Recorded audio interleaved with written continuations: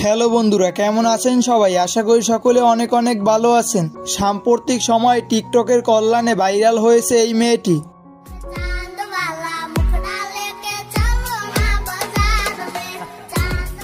আর এই মেয়েটির নাম হলো আখি ইসলাম। তিনি ঢাকা সাভারে বসবাস করেন। তিনি মূলত তার একটি হাসির ভিডিওর মাধ্যমে টিকটকের ট্রেন্ডিং লিস্টে চলে আসেন। তো চলুন সেই ভিডিওটি এখন আমরা দেখে আসি।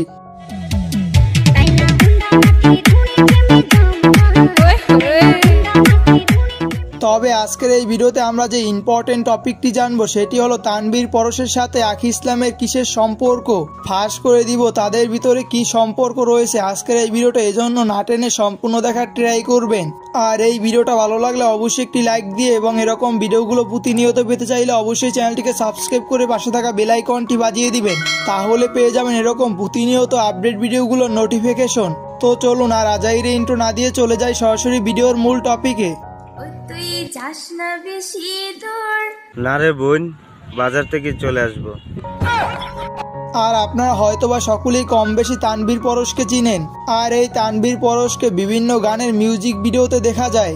আর সাম্প্রতিক সময় ভাইরাল হয়েছে আখি ইসলাম। তবে কিছুদিন ধরে তানভীর পরশের সাথে আখি ইসলামের বেশ কিছু টিকটক ভিডিও আপলোড করেছেন আখি ইসলাম তার নিজস্ব টিকটক অ্যাকাউন্টে।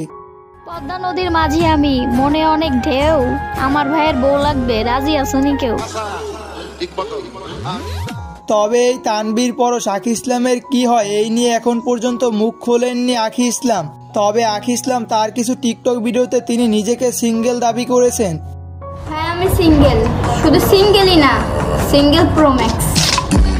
আখি ইসলামের এই ভিডিওগুলো দেখে বোঝা যায় যে তানভীর পরশ তার বয়ফ্রেন্ড নয়, কারণ আখি ইসলাম নিজেই স্বীকার করেছেন তার কোনো বয়ফ্রেন্ড নেই।